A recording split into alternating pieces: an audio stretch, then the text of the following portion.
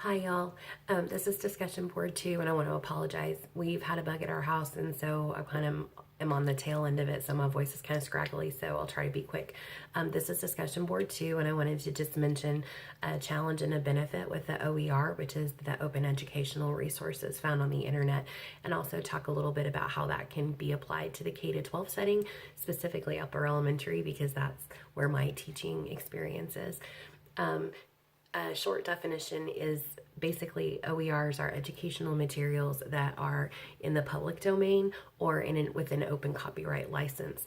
And I thought this was a great quote by a man named Mike Smith, who's the director of the Hewlett Foundation, which was provided much of the early funding at the inception of OERs.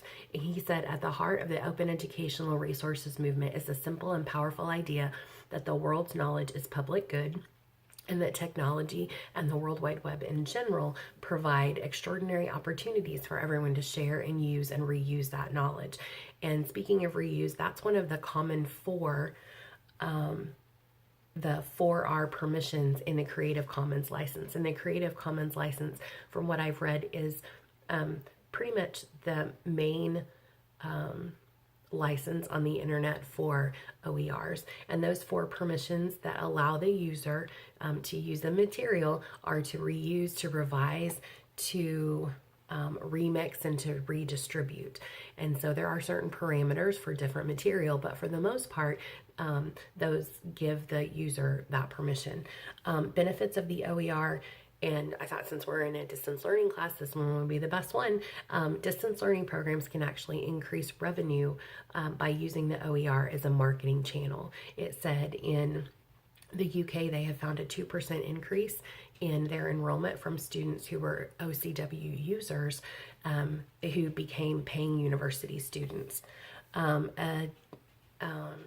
An issue with OERs, specifically how I can see in elementary school, was being able to search the internet and it taking so much time to find the information you need.